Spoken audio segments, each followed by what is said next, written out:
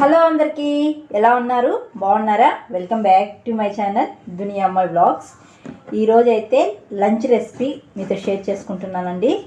ఈరోజు లంచ్ లేకైతే వంకాయలు, చవలకాయలు, అదేనండి మొటిక్కాయలు, కొందరు మొటిక్కాయలు అంటారు, కొందరు చవలకాయలు అంటారు. తర్వాత పల్లీలు, ఈ మూడు వేసి పులుసు పెడుతున్నాను. ఈ పులుసు చాలా బాగుంటుందండి. వేడి వేడి రాగి సంగట్లేకైనా రైస్ లేకైనా చాలా బాగుంటుంది. ఇంక ఈ పులుసుని ఎక్కువగా మా ఇంట్లో అయితే రాగి సంగట్లేక చేస్తారు. ఈ పులుసుని ఈ పులుసు నేను ఎలా చేస్తాను అనేది వీడియో చూసే ముందు వీడియోకి ఒక లైక్ చేసి, కొత్తగా ఎవరైనా మన ఛానల్ చూస్తుంటే సబ్స్క్రైబ్ చేయండి.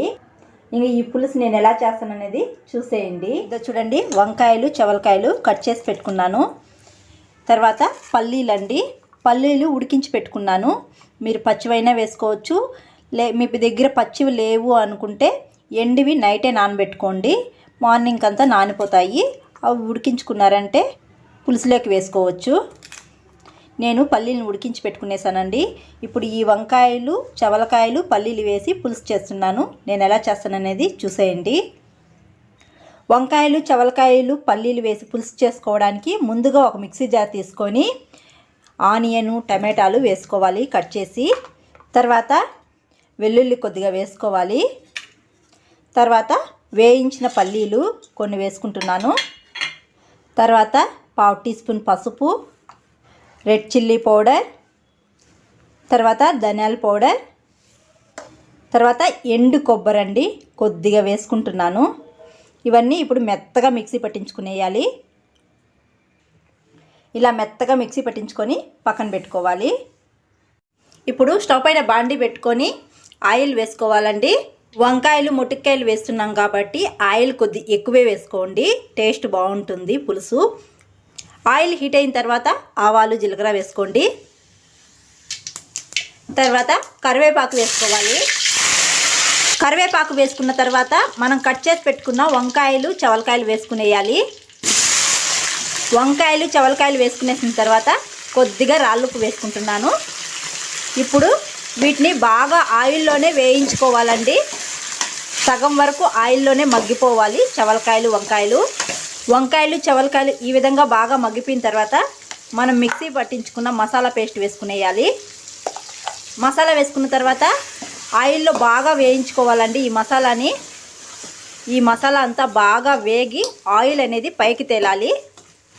ఈ విధంగా మసాలా వేగి ఆయిల్ పైకి తేలుతున్నప్పుడు చింతపులుపు వేసుకోవాలండి.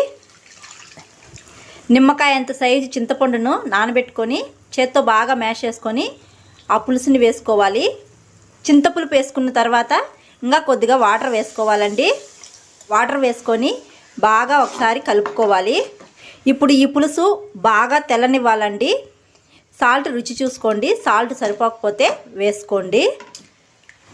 పులుసు ఈ విధంగా తెల్లుతున్నప్పుడు ఇప్పుడు ఉడికించుకున్న పల్లీలు వేసుకునేయాలండి. పల్లీలు వేసుకొని ఒకసారి బాగా కలుపుకునేసేయాలి. ఇప్పుడు 1/2 టీ స్పూన్ మెంతి పౌడర్ వేసుకోవాలి. తర్వాత ఇంగువ కొద్దిగా వేసుకోవాలి. ఇవి వేసుకున్న తర్వాత ఒకసారి బాగా కలిపి ఈ పులుసుని ఒక 2 నిమిషాల పాటు బాగా ఉడికించుకోవాలండి. మనం ముందుగానే ఆయిల్లో చవలకాయలు వంకాయలు బాగా వేయించుకున్నాం కదా. చూడండి, వంకాయలు బాగా మగ్గిపోయాయి, చూసారా?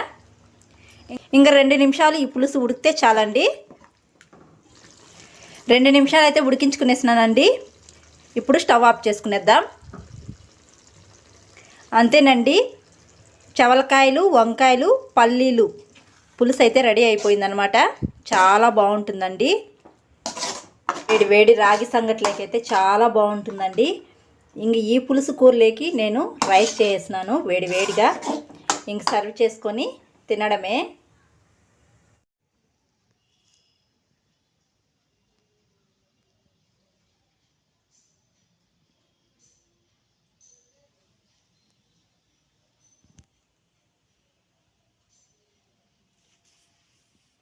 చూసారు కదా, చవలకాయలు వంకాయలు పల్లీలు వేసి పులుసు చేసిండేది చాలా బాగుంటుందండి. వేడి వేడి రాగి సంగట్లేకైనా రైస్ లేకైనా చాలా బాగుంటుంది. అలాగే ఈ పులుసులో నెత్తాలు కూడా వేసి చేసుకోవచ్చండి, చాలా బాగుంటుంది.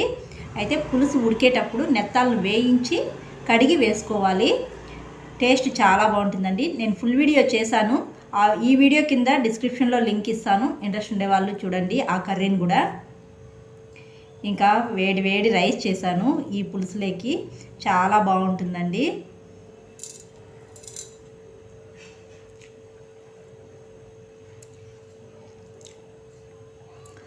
ఇంకా ఆయిల్లోనే వంకాయలు చవలకాయలు బాగా వేగిపోయాయి కదా, చాలా టేస్ట్గా ఉంటుంది పులుసు కూడా.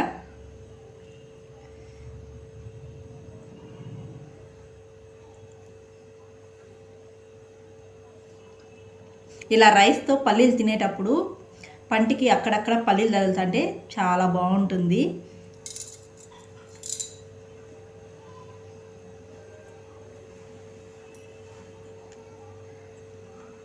ఈ వీడియో మీకు నచ్చినట్టయితే ఒక లైక్ చేసి, కొత్తగా ఎవరైనా మన ఛానల్ చూస్తుంటే సబ్స్క్రైబ్ చేయండి. మీరు చేసే ఒక లైక్ నాకు మోర్ వీడియోస్ చేయడానికి ఎంకరేజింగ్గా ఉంటుందండి.